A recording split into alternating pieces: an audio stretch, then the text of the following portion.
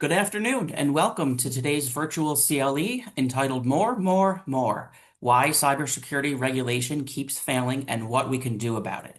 Presented by Albany Law School's online programming. I'm Tom Rosenberger, Assistant Dean for Online Programs here at Albany Law, where we are celebrating our 175th year transforming legal education. This program is the fifth in Albany Law's ongoing CLE series on cybersecurity, privacy, data protection, and, while not officially in the title, AI, where we're exploring the now and next in these critically important and rapidly evolving areas. This series underscores Albany Law's commitment to building a global online community that offers innovative and accessible programming for lawyers and other professionals whose work puts them at the intersection of technology, law, and business. Over the past many months, we've offered a slate of programs on topics ranging from AI risk assessment, regulation, boardroom readiness, and Fourth Amendment concerns in relation to cybersecurity, privacy, and data protection. Each program includes expert speakers who are practitioner faculty in our online degree and certificate programs in cybersecurity and data privacy. Programs attended live will satisfy the New York State Bar Association's cybersecurity CLE requirement, and if interested in any of our prior events, we invite you to return to the website where you registered today, where you'll find the recordings. And I can provide a link in the chat momentarily. Just a few additional quick notes. CLE credit is only available for those who are in real-time attendance and capture the code word, which will be announced at some point during today's program. Attendees seeking CLE will need to return within 24 hours the fillable PDF affidavit that my colleague Lisa Rivage provided to you via email. We also ask that you take a moment to complete the evaluation form, which helps us identify future programming, and we are just about to begin unpacking what we want to present to you for next cycle's series. So today's agenda is quite full. However, Professor Haynes welcomes questions via the Q&A panel and will address them as he's able throughout or near the end of our hour together. Without further ado, it's my privilege to introduce our speaker. Antony Haynes is Director of Cybersecurity and Privacy Law and Professor of Law at Albany Law School. He has extensive litigation experience in the intellectual property, securities, and criminal defense areas. Prior to practicing law, Antony was an assistant professor of computer science at the U.S. Air Force Academy. Antony's full bio may be found in the materials that were sent to you. Antony, welcome, and please take it away. Thank you, Tom, for that gracious introduction. And good day, good afternoon to everyone, wherever you may be. Let me go ahead and see if I can share my screen, since we do have some visual aids to illustrate some interesting aspects of this interesting topic. So if all goes well, and maybe Tom and crew can give me a thumbs up, you should be seeing slides that say more, more, more. Why cybersecurity regulation keeps failing. And as I mentioned earlier, good day, good afternoon, good morning, wherever you may be. I am Professor Antony Haynes, and this is my claim for today. The dominant strategy for addressing cybersecurity risk in the United States and globally is to spend more, to regulate more, to mandate more compliance, and to impose more liability. And all of this isn't really working. It's not working as measured by the outcomes that actually matter. The number of breaches continue to rise. The cost of a single breach is rising. The severity and scale of breaches is rising. And every year we continue investing more money, but our investments are also rising. So if you're a lawyer or even a non-lawyer who is advising clients on cybersecurity and data privacy issues, and most of you who are attending are or aspire to be such advisors, then whether or not that's how you describe your practice, you are embedded in the part of that system that generates the regulate more, litigate more response. And I think it is worth understanding why that response keeps failing, because understanding the failure is the only way to give advice that actually helps. And so we have a little bit less than an hour, about 55 minutes left, and I'd like to go ahead and to proceed. So let's go to the next slide here. As we can see from this slide, there are two critical numbers here. Let's go ahead and look at them. $213 billion. That is what the world spent on cybersecurity products and services and personnel in 2025, a 12.5% increase over the prior year. This is not in dispute. Gartner tracks this. The other box shows 3,332 data compromises recorded in 2025, which is a record high. And this is according to the Theft Resource Center. This is a 4% increase over the prior year in 2024 and is the highest number ever recorded. So, if this were a factory, we would likely shut down the factory. If a manufacturing process increased its defect rate every year despite record investment in quality control, the board would probably fire the plant manager and retool the line. We do not do that in cybersecurity. We add more money, we add more regulations, we add more guidances, and then we have this other issue that the total cost of cybercrime is projected to reach 13.8 trillion with a T dollars in 2028. And that would make cybercrime, if it were its own country, the world's third largest economy, behind only the United States and China. So, more spending, more regulation, more breaches. It's a paradox, it's a conundrum. And the rest of this talk is about why that pattern exists and what it means for how we proceed as legal advisors. So, some more context here. There is a site called informationisbeautiful.net that provides visualizations. And this slide here shows you from about the year 2004 to 2012, the number of data breaches and the size based upon the size of the bubble. And as you can see, as you go from 2012 to 2020, the number of bubbles increases and the size of each bubble increases until finally, in the past couple of years, each bubble is so big you can't even fit them onto one chart. So what we have here is this reality that more spending is not producing better results. And this is really, in my view, a problem with modeling. So our legal and regulatory institutions are using the wrong model for the problem they're trying to solve. So on the left side here of the slide, we have what I call the building code model. And it's the conceptual foundation for virtually all of the safety regulation in the physical world. And it's entirely correct for what I call these kinds of problems that it's designed to address. You identify the hazard. You set a prescriptive standard to mitigate those hazards. You enforce compliance with those standards. You inspect, you audit, you penalize non-compliance. And as time, compliance becomes universal. And therefore, your hazard rates will eventually fall. And this model does work. And it's why commercial aircraft have not killed passengers at the rate they once did in the past. It's why our food supply is generally safe to consume. It's why buildings survive earthquakes that would have destroyed older structures. It's why our drugs are safe. Now, look at the right slide, which has the red queen effect on top of it. This is the situation we actually have in cybersecurity, and I borrow the name from evolutionary biology, this red queen effect. In Lewis Carroll, the red queen tells Alice that in her world, you have to keep running super fast just so you can stay in the same place. It's a treadmill before treadmills existed.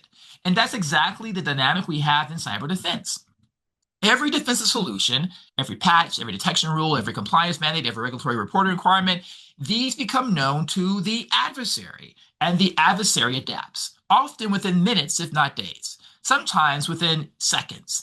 The ecosystem of cyber criminals and nation-state hackers and ransomware operators is not bound by budget cycles. It has no board to report to. It doesn't need to file a rulemaking notice before it changes its tactics. It simply observes the new defensive posture and finds the edge.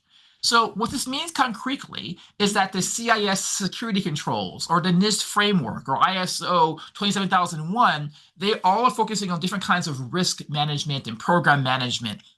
And then within months, the attackers can kind of calibrate their attacks to these new these new protocols and frameworks and modify them. So we have a regulation. The reg says, hey, you need to have multi-factor authentication, MFA, for, say, financial institutions. And then within a year, you have SIM card swapping attacks. You have adversary in the middle phishing kits, and you have real-time phishing proxies that emerge specifically to defeat multi-factor authentication.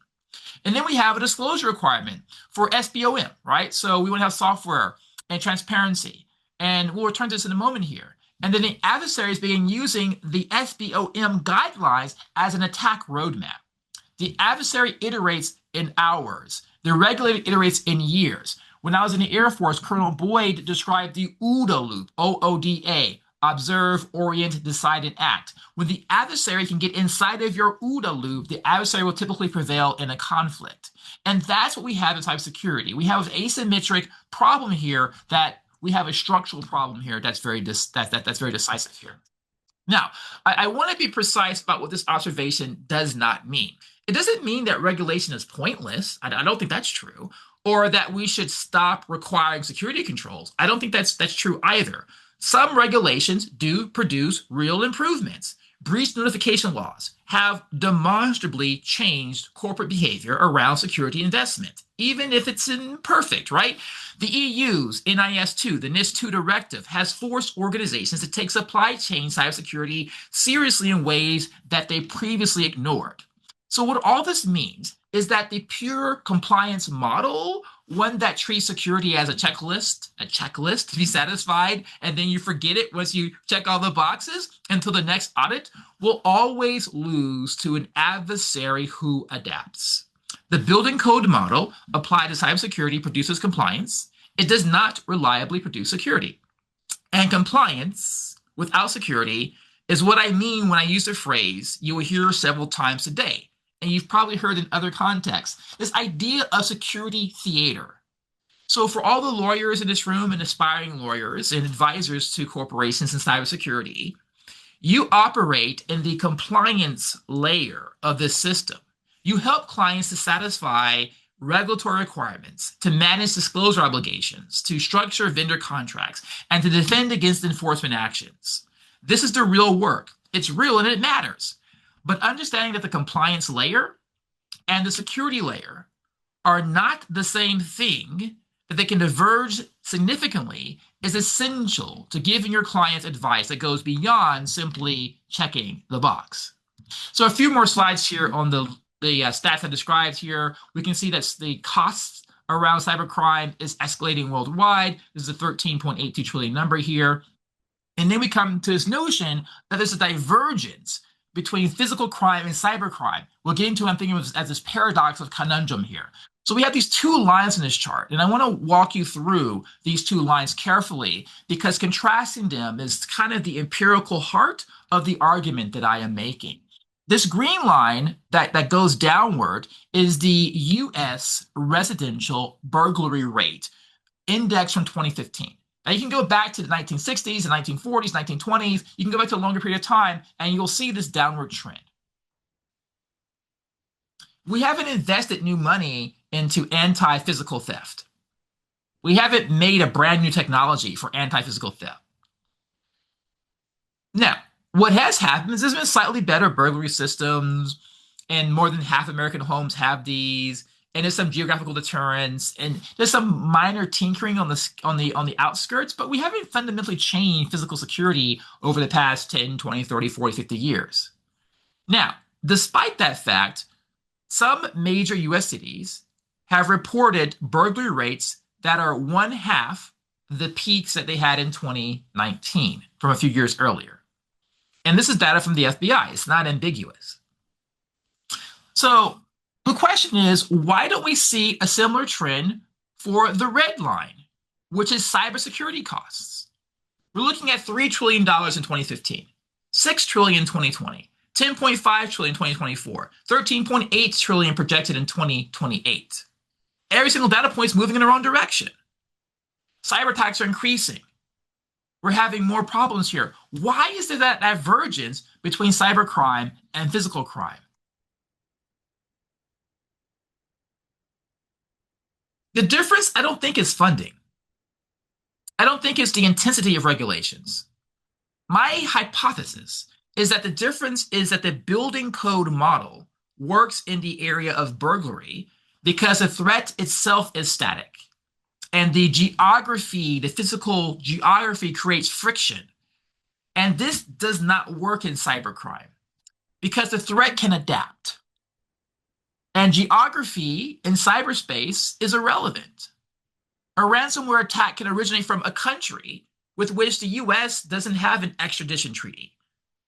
You can target organizations across 12 different time zones simultaneously with a single cyber exploit. You can use tools that update automatically to evade delays detection signatures. So I want to end this slide with a question that I think deserves a direct answer.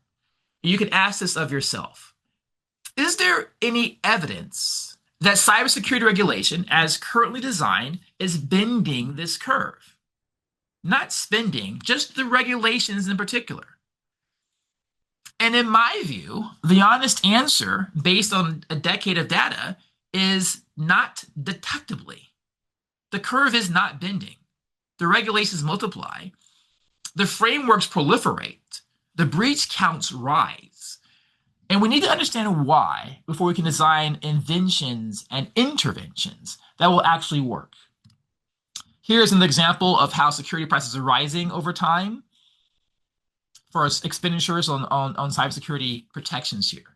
Here's some examples of the biggest data breaches here. I kind of want to humanize these breaches here. It's easy to understand in an abstract way how this is occurring, but what does it mean for the human beings involved? I think about Power School here in the educational context. I teach at a law school, and many of you are higher ed or you went to a higher ed institution. Power School is a company that provides software used by school districts across the United States to manage student records, grades, attendance, health information, disciplinary history, in many cases, minors that have sensitive data. And in that breach, there are 71 million records compromised, almost 72 million records. And the company paid the ransom to the ransomware attackers. The attackers took the ransomware that was paid and they leaked the data anyway. So the breach response itself, paying the ransom, produced no benefit except to demonstrate to every other ransomware operator in the world that educational technology companies will pay if you hold their data hostage. Or the next row here, AT&T, 44 million records compromised. We know AT&T, they were Ma Bell. They're still the biggest telephone provider in the world. It's not a startup. It's an old, renowned enterprise. And it suffered what has become known as one of the largest telecom breaches in history. And the data that was exfiltrated out of AT&T included call logs and metadata that revealed not just the identity information, but behavioral patterns, location data, and communication networks. It's the kind of data that enables targeted surveillance of specific individuals. Now I'm going to skip down here to the bottom of the slide. In just the first quarter of 2026 alone, in the last 90 days or so, there have been 486 separate breach events recorded, hitting particularly hard in areas like tourism and transportation, and of course, the state and federal governments. And if that pace holds constant, the rate in 2026 will exceed the rate in 2025. Now, the pace of attacks have also increased. 1,968 attack attempts per week per organization, according to Checkpoint Research. That's nearly 2,000 attempts per target per week. That's just not a crime of opportunity. That is a sustained automated siege. Our businesses, our institutions are all under a sustained automated cyber siege. And then one more number before I get to my definition of the resource futility problem here. In 2020, when a data breach occurred, and the breach organization sent notification letters to those who were impacted by the data breach, nearly 100% of those notifications disclosed the actual attack vector. How did the breach happen? A phishing email, or an unpatched software vulnerability, or credential stuffing, or a third-party vendor compromise. The disclosure told you what happened so that the affected individuals could protect themselves and so that regulators could track what types of attacks were causing the most damage. Now, with 2225, that number had fallen by about 30%. So only 3 in 10 breach notifications now tell you how the breach actually occurred. The other 7 say, in various formulations, we experienced an incident, we took prompt action, and here's what you should do to protect yourself. There's no cause listed. There's no attack vector listed. There's no explanation of the mechanism that led to the exposure of your data. And this is not a failure of technology. We didn't suddenly lose the ability to understand how and where we're being attacked. That's not what occurred here. This is a legal strategy adapted at scale on the advice of legal counsel. Organizations have learned, and correctly learned, from a pure individual client representation point of view, that disclosing the attack vector creates a regulatory and litigation exposure. And if you admit that a breach was caused by an unpatched vulnerability, you may have just confessed to a negligence claim. If you admit that the vector was a vendor compromise, you have identified a potential liable third party and created grounds for an indemnification dispute. So you say nothing. And this consequence is systemic in creating this opacity problem. The regulatory system cannot observe the actual threat landscape. Regulators are designing rules for a threat environment they cannot see because the legal advice being given to individual organizations, which is rational on a client-by-client basis, makes the threat environment inscrutable and invisible in the aggregate. So this is a version of legal practice where the lawyer who advises against attack vector disclosure is acting in their client's best interest and simultaneously, in an aggregate sense, structurally undermining the security of every other organization because it prevents the collective learning that would allow the ecosystem to improve. And thus we come to the resource futility problem. It's a paradox that global expenditures and regulation and personnel increases annually, but the number of records compromised does not decrease. And we don't see a similar trend with respect to real property.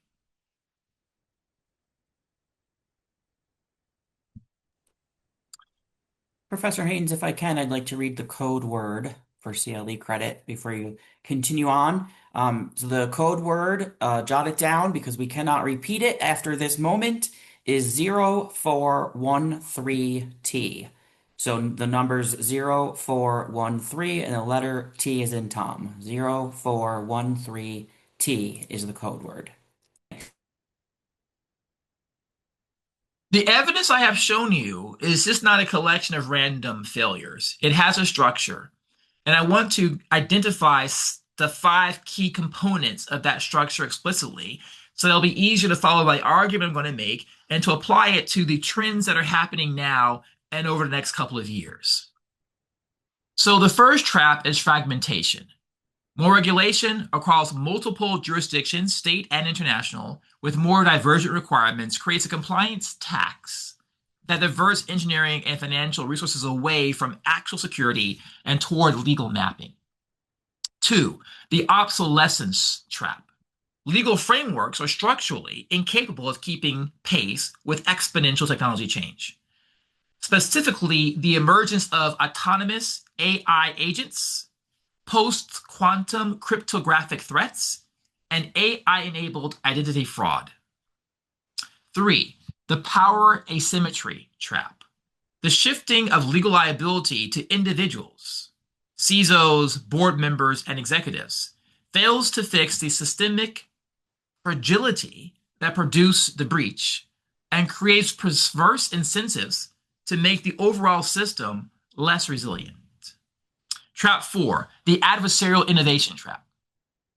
Every regulatory solution, every mandatory transparency requirement, defensive standard is studied by adversaries and becomes the foundation for a more sophisticated attack.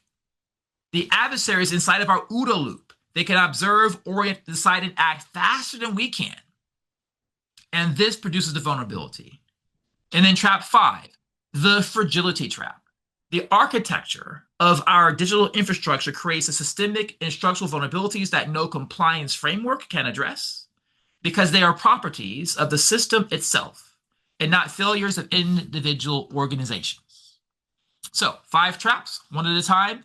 And if all goes well, we'll get through them by the end of the CLE hour. And if we don't, then they'll be available in the slide decks online.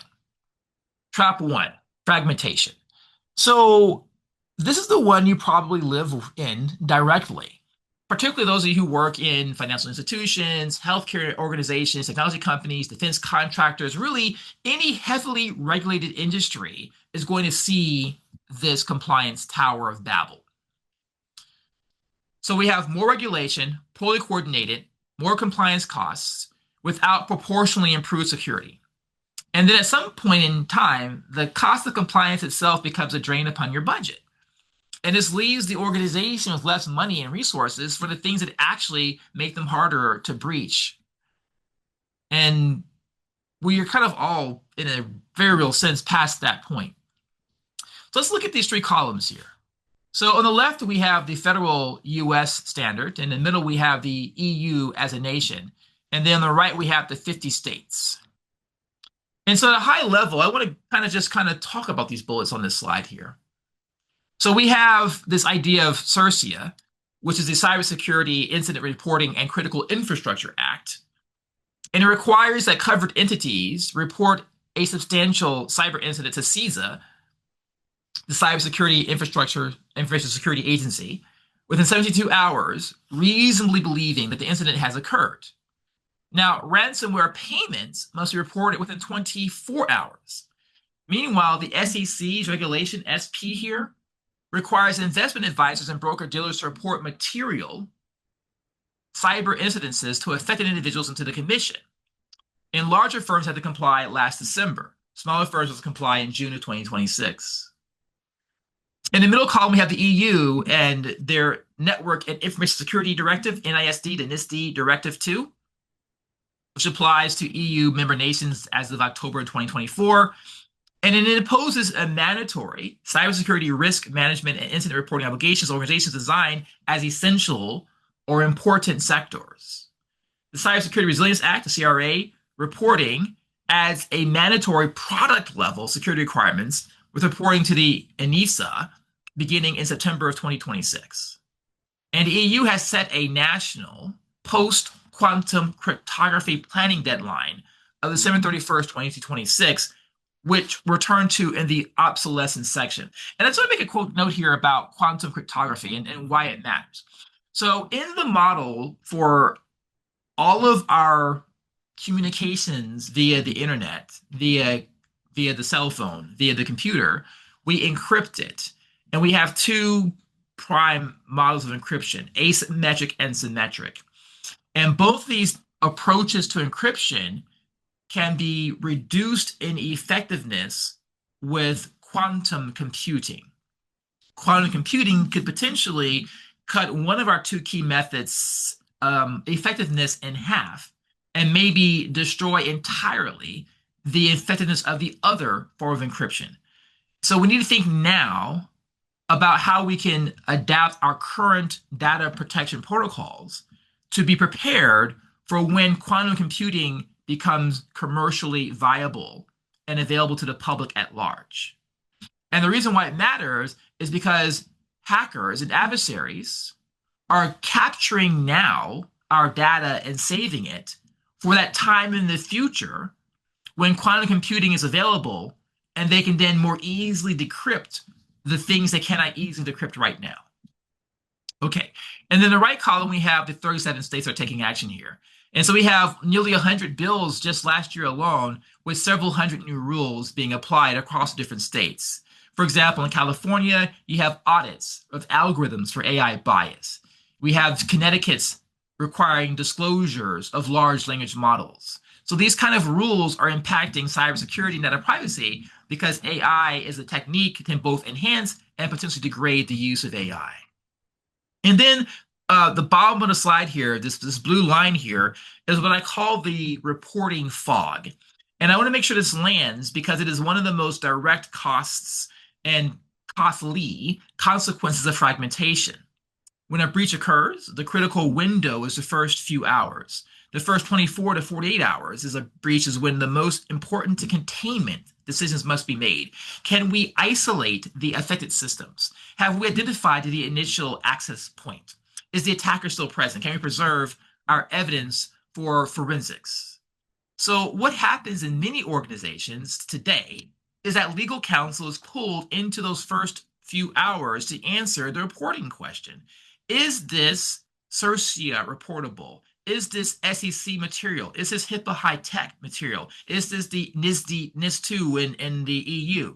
Are there state laws like New York State's DFS or Reg 500, the SHIELD Act, that apply? And what's the time frame?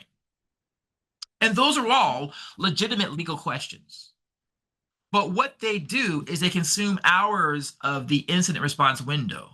When a security team is waiting for a legal determination before they can brief the executives and make contained decisions, this fragmented legal regulatory environment is directly contributing to the harm.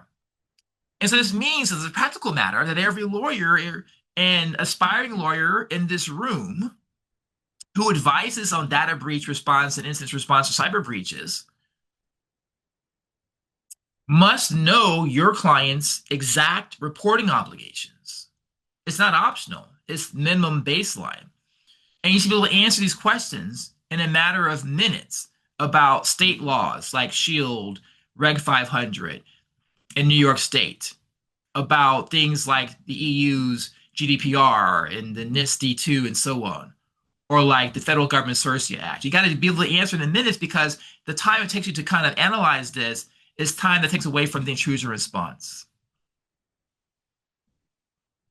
Trap number 2, obsolescence.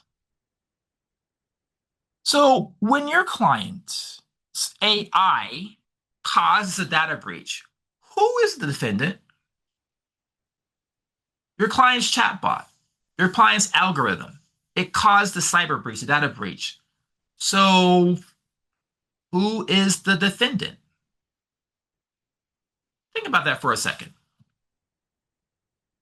And the reason why is because the answer, the honest and precise legal answer, is that we do not know.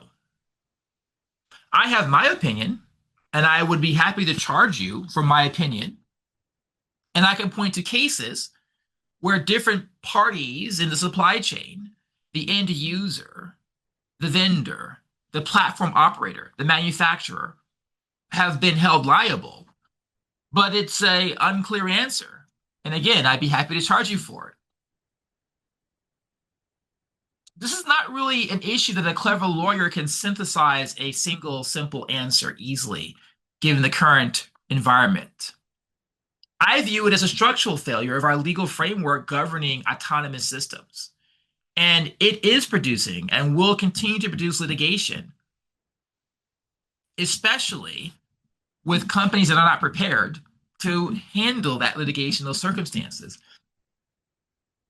In 2025, 62% of organizations reported that they were actively experimenting with agentic AI, these AI agents. These systems are designed to operate autonomously, to pursue complex goals, multi-step goals without human intervention in them. So it's not that AI is just answering a question like a Google prompt or like a chatbot question. The AI is taking actions, is moving money around, is hiring and firing people, is scheduling work, is canceling appointments without human review or intervention. Contract review tools that flag and categorize risks and sometimes propose edits autonomously or actually implement them autonomously. If you're looking at vibe coding, having the software write code for you and then trying to test and debug that coding, you need to have a customer service agent. He had an FAQ, a little app on your website. One company was found to be bound when the FAQ, the AI chatbot, hallucinated a refund policy that did not exist. And the company said, well, the chatbot made it up. And the court said, you're still bound by that chatbot making it up. So these systems are already operating inside of our networks and our clients' networks.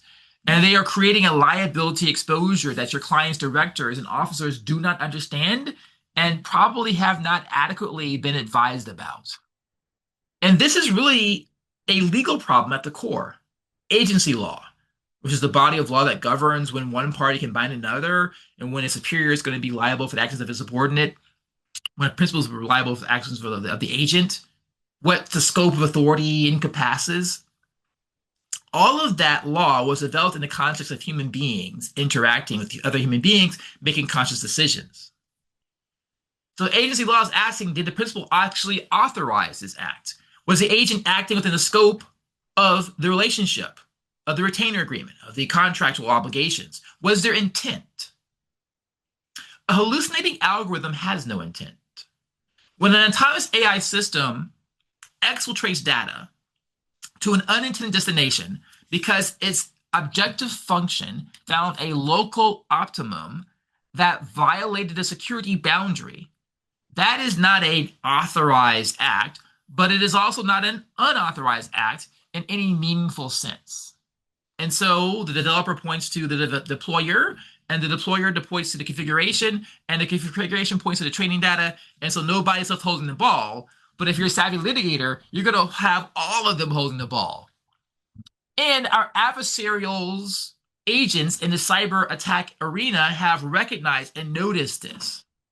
Over the last year and a half, threat intelligence firms have documented the emergence of what they call agentic AI phishing, the use of AI agents to automatically generate hyper-personalized spear phishing campaigns, calibrated to individual targets using data harvested from public sources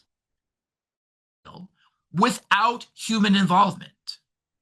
Click-through rates on these campaigns increased by up to 54% compared to traditional phishing emails. The defense that human judgment, that does this email seem suspicious heuristic, is being defeated by an attack that is more convincingly human than humans are. And so far, the regulatory response is insufficient.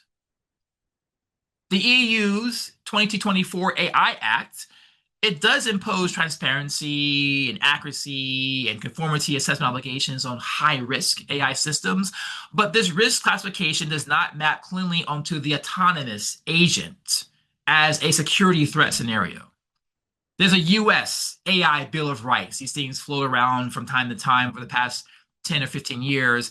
And the US Bill of Rights for AI emphasizes user disclosure and opt-out rights, which are important protections we should have, but it is not a liability framework for when the AI does something harmful without a human in the decision chain.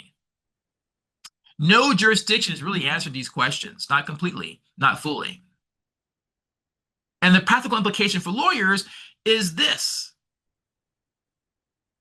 Are any of your clients, or are you deploying these agentic AI systems? Have you developed a liability framework before the incident occurs? Have you determined who has oversight responsibility for these systems? What is the escalation procedure when the AI takes an action that is outside of the expected parameters of the system? What is the logging and audit trail that exists to reconstruct a chain of events? And these are the questions that you can expect the plaintiff's lawyer to ask in discovery when it occurs.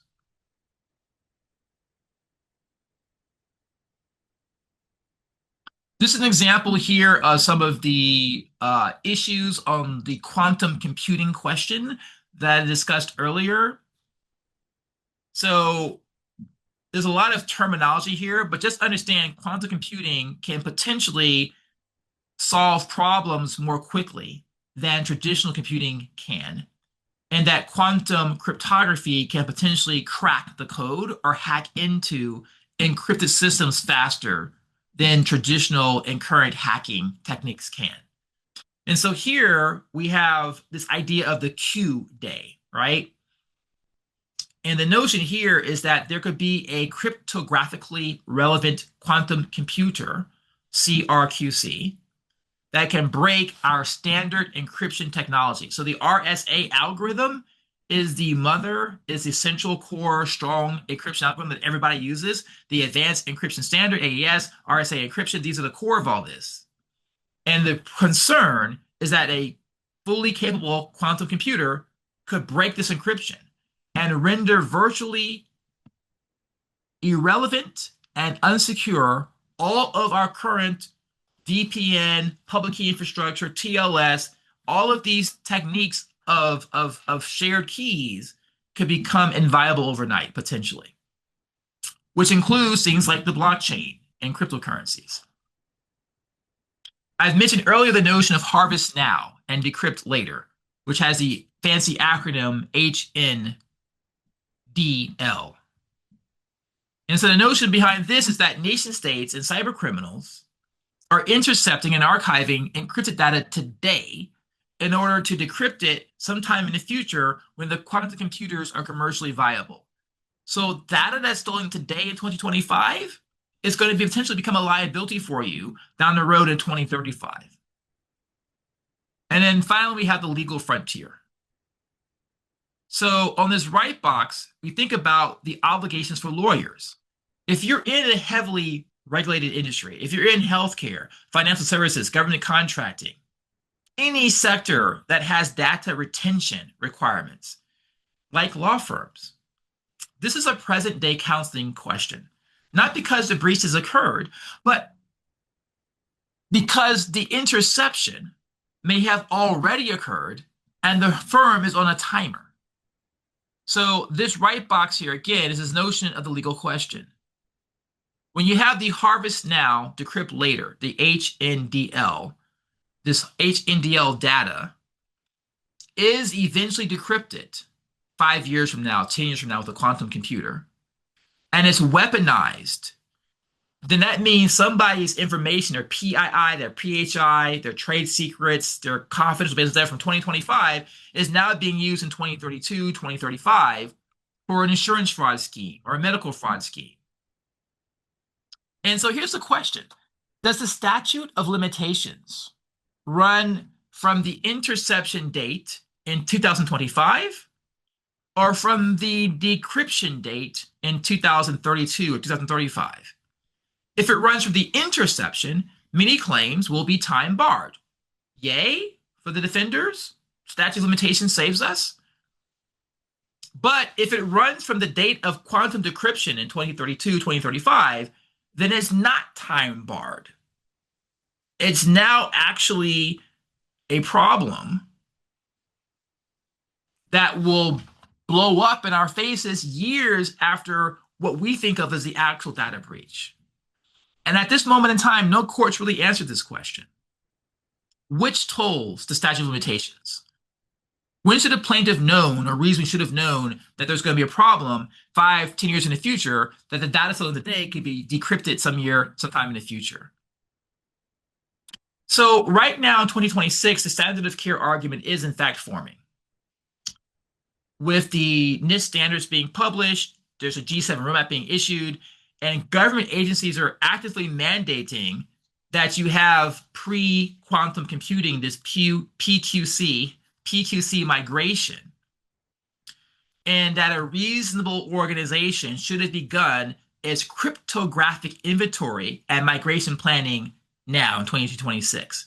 An organization that did not do that and whose legacy encrypted data is later decrypted and weaponized may potentially face a negligence claim on the theory that the risk was foreseeable, that in 2026 it was foreseeable that 10 years from now in 2035 a hacker would use a quantum computer to decrypt the data they stole 10 years earlier in 2026. That's kind of insane, but if you're a plaintiff's lawyer, it's very, very interesting and very, very engaging. And then I'll just touch briefly here on the deep fake crisis. I'm certain that many of you are deeply familiar with this. We've had a 700% increase in global deep fake fraud in the first quarter of 2025 alone, not over 5 years, just in one quarter, just in 3 months. And currently, 53.7% is the accuracy rate of humans who can detect when there's a deep fake video occurring. I'm sure all of you've heard the story, real world true, of a Hong Kong financial officer on a Zoom video call where the CFO tells this financial officer to transfer $25 million. And the officer does, and later discovers that everyone on that Zoom call was fake. It was a real-time AI generated deep fake video of the CEO, of the CFO, of the treasurer and controller. And so the person who transferred the money was tricked. So it wasn't just one off here, it's actually about half of us are unable to discern at the current technology the distinction between the AI deepfake and a real human. And as the technology gets better, it's going to approach 99 to 100% of us, that we will be unable to distinguish between the deepfake and the real human. Which means that as a matter of cybersecurity, you're going to have some sequence of out-of-band communications to verify that the audio call, the Zoom call, the email, the text, or whatever your initial primary communication happened to have been, was legit and has been validated and verified by some out-of-band communication. This is actually a deeper problem here, because when we go through TSA or Clear Plus or go through a store, the street, we're being retina scanned, we're being video recorded, we're being thumb scanned. Our biometric data is out there in the world. And because of hackers being able to hack into organizations and break through the security, they're able to steal our biographic data. They're able to steal the data that's our unique vocal print or eye print or face print or thumb print, and then use that with AI to fake our identity in a convincing way that even a human being cannot distinguish. This concern over synthetic identity fraud has increased 378% in the past couple of quarters between 2025 and now. Last year, the FBI issued an alert warning from the federal government that specifically described AI-generated voice and text messages impersonating senior U.S. government officials to harvest credentials from other government personnel. So if the FBI itself is warning that AI can convincingly impersonate cabinet-level officials in the U.S. government, the identity verification structure that your clients rely upon for regulatory compliance is operating on an obsolete premise. All of these legal frameworks that were based around biometric verifications, thumbprint scans, facial scans, retina scans, hand scans, all of these systems here were written for a world in which your biometric identity worked, where it was not easily copied or replicated or fabricated. And so you need to advise your clients that even though that world sort of still exists, they need to be prepared for this other world where AI is synthesizing all of our identities. The third trap here is power asymmetry. And I want to point this out because there's been this notion that we can ensure better cybersecurity if we hold the human beings involved personally liable. Holding the chief information security officer personally liable for failure of a complex, multi-causal system they do not fully control might potentially create a perverse incentive and punish the wrong actor. I'm sure all of you have heard about the cases involving CISOs who have been held personally liable. For example, we have the SEC's enforcement action against SolarWinds and its CISO, Tim Brown, which was filed in 2023 and ultimately dismissed on significant grounds in 2024. That was a watershed moment for this. The filing by itself sent a message to every public company and every CISO in the country that the SEC is willing to name you personally in an enforcement action if the commission believes your statements about a cybersecurity posture were misleading. We have here in this left box at the bottom of the slide here that SEC Regulation SP institutes board level accountability. And this applies to both larger firms and smaller firms. So for lawyers who are advising your CISOs directly, your IT folks and your CEOs and your CISOs directly, and for lawyers who are advising organizations that employ CISOs, the contract itself matters more than it ever has. Make certain that your contracts have an indemnification provision, a scope of authority clause, that your directors and officers insurance policy has specific coverage of these type of events, that it won't waive coverage if you're charged with a criminal violation involving the cybersecurity posture, that your organization's reporting lines and structures are well documented in a way that establishes whether and how and to what extent the CISO has actual authority or an actual lack of authority over the decisions that would form the basis for an enforcement action.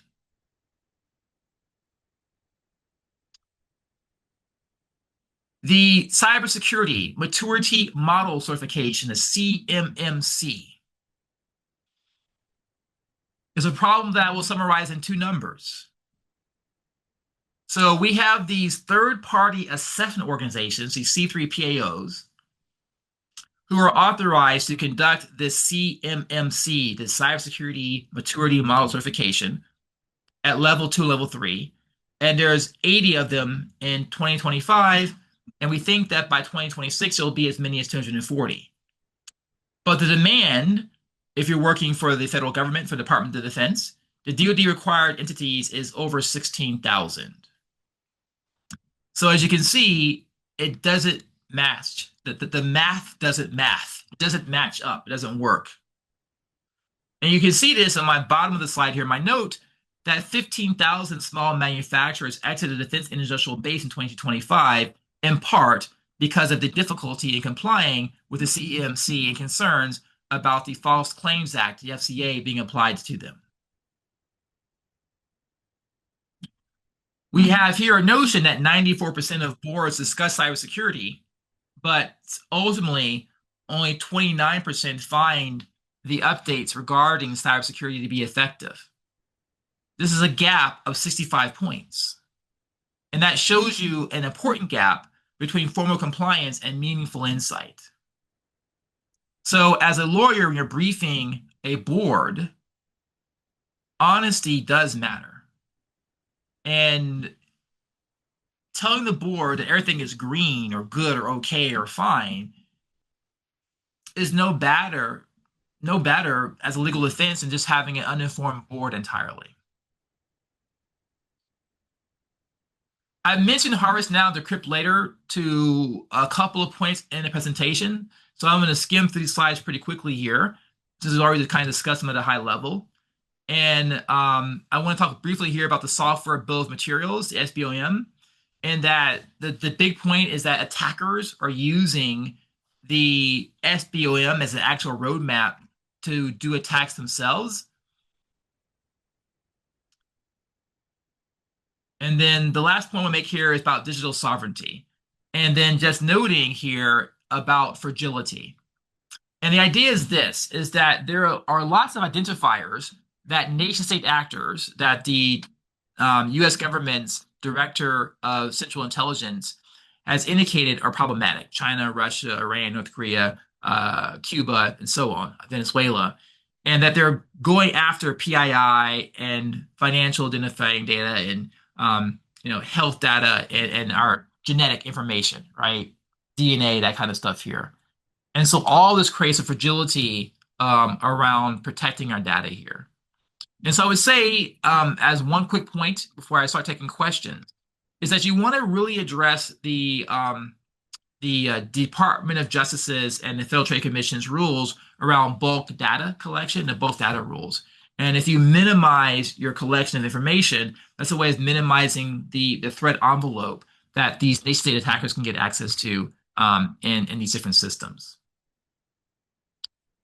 So I've mentioned the 5 traps, and this leads to 3 structural imbalances. One is around market disincentives. It's still cheaper to pay a fine than to re-architect a legacy system.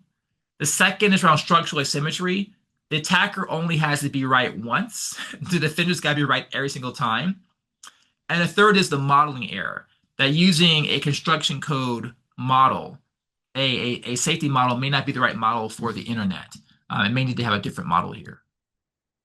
So, 5 takeaways for lawyers in this room. 1, know your client's reporting obligations cold. 2, counsel on the harvest now, decrypt later issues around quantum data. 3, for CISOs and IT professionals, your contracts really do matter for liability. 4, your exposure, if you are defense contractors under the False Claims Act, is really underappreciated. And 5, be honest and frank when briefing your boards. Ultimately, regulatory velocity is not the same thing as security velocity. Having more rules does not mean that we're more secure. That's a big distinction there. And I want to go ahead and answer questions since I know there's been a couple of them in the chat. Professor Haynes, if you can see the chat, please feel free. Otherwise, I can read them if you'd like. Is there a difference in how economic loss is measured? For example, leaking my grades is not the same economic effect as stealing my social security number and opening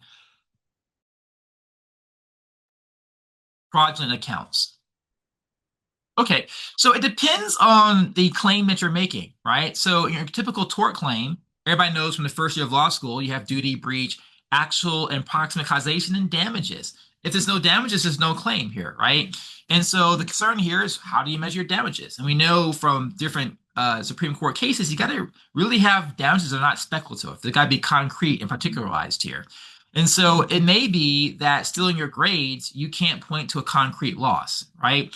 Whereas if I steal your name, social security number, date of birth, home address, phone number, I can then do some kind of ID fraud, right? I can make a fake credit card or under your name, and then you can point to the economic loss.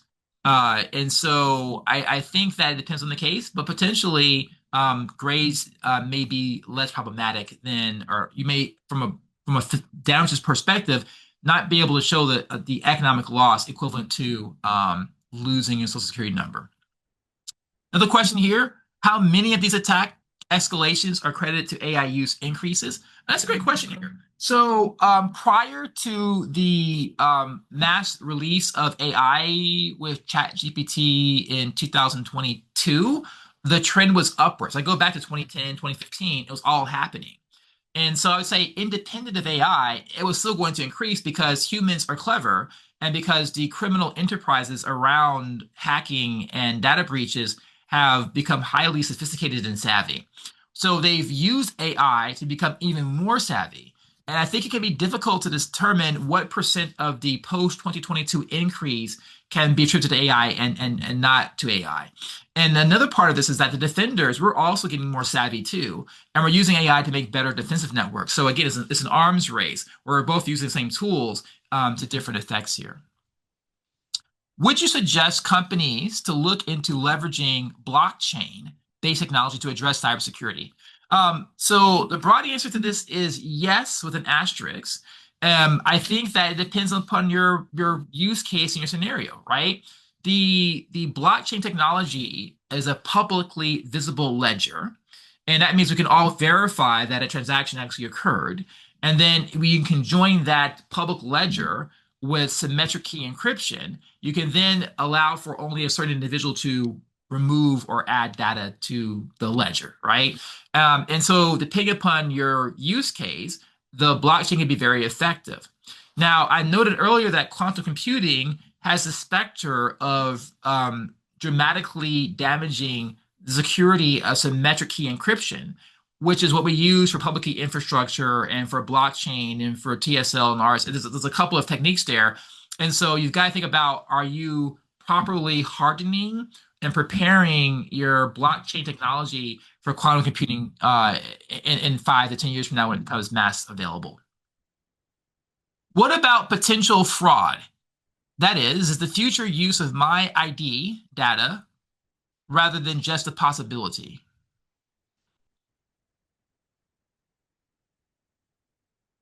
Yeah, so I think the question is asking again about damages and liability here. There is a little bit of a split in the courts at the federal level and what types of harms are sufficient.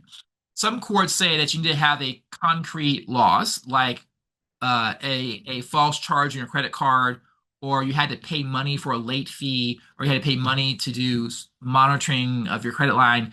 Others say that the mere data breach by itself as a privacy harm is itself a damage that you could be compensated for. And so in 2015, the Office of Personnel Management, OPM, had a data breach. And my data, along with a number, several million other government employees had a data breach as well. And the courts in DC said that they dismissed the case, saying that you can't not point to a particular example of whatever economic loss.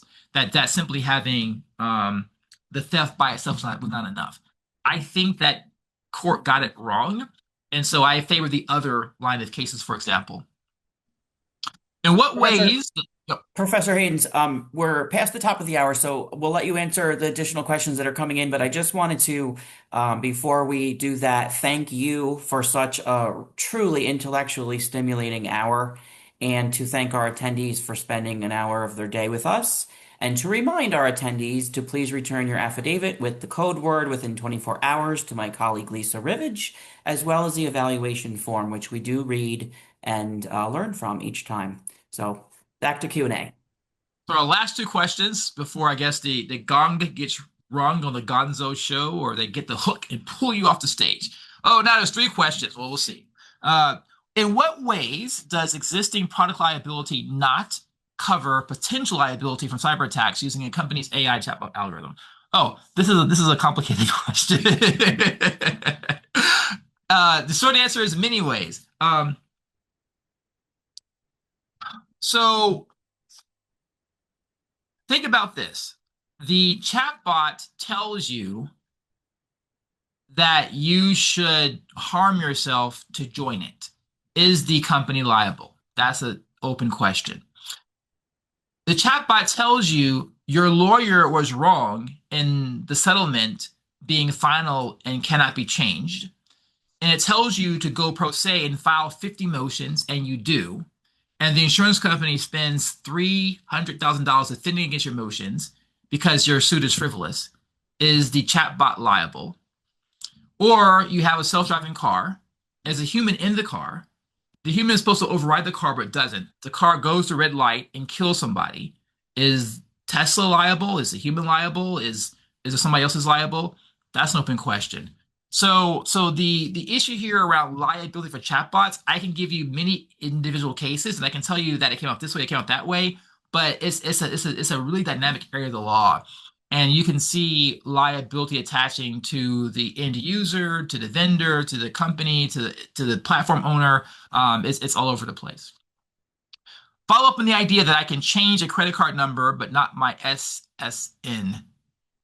Yeah, so that's the issue. So the question here is that look, certain information can't get changed. Now you can get a new social, but I hear you that you can't change social. I think the better example is you can't change your eyeball. You can't change your fingerprint. You can't change your face. Like once you have that biometric data, once it's stolen, it's stolen forever. And that's a problem here. And in general, most people don't change the social security number. So once your social is stolen, it's stolen. You can just assume that everybody's social is in the deeper dark web. I know because I've been compromised many times, like OPM and Equifax and so on. Like my data's out there, and so it's an issue. All right, last question. What practical advice and strategy would you recommend attorneys use to actually convince business firm owners to take measures beyond just meeting compliance requirements? Okay, well, this is kind of a business development question here. And I think the short answer is you've got to know your client. You got to understand the client's business and where their pain points are. And then you have to explain to them that on the cost benefit analysis between the cost of a potential breach versus the cost of paying you to help them prevent it, that it weighs in your favor, right? So for large companies, Fortune 500 companies, when they have data breaches, it might impact the stock price for a quarter, but within 90 to 180 days, within 2 quarters, the price is recovered. So the big markets just see data breaches as part of the cost of doing business. Now, if you're a small to mid-sized business, the majority of those businesses will go bankrupt within 6 months if they experience a major data breach. So it will kill a small business, but it's just part of the cost of doing business for a big business. So it's really going to depend on your clients. I have these conversations all the time, and usually there's clients that have anywhere from 50 million to a couple of billion in revenues or assets, so they get it. When you have clients with less than 50 million in revenue or assets, it may be a harder sell because for them, they're running a much thinner budget, and therefore their concern is much more about, well, I'm just going to take the risk. I'm just going to, if it happens, it happens, right? And so that's it's really kind of a business development question in your personal sales. Wonderful. Thank you very much again, Professor Haynes. And for everyone still on with us, be on the lookout in the future. We have you on our mailing list for additional CLEs and opportunities in this area. We're working, as I said, using the evaluation responses that have come in from this series over the past many months and today's event as well to inform future topics. So be on the lookout. For now, this concludes today's event. Thanks for being here. Enjoy the rest of your day.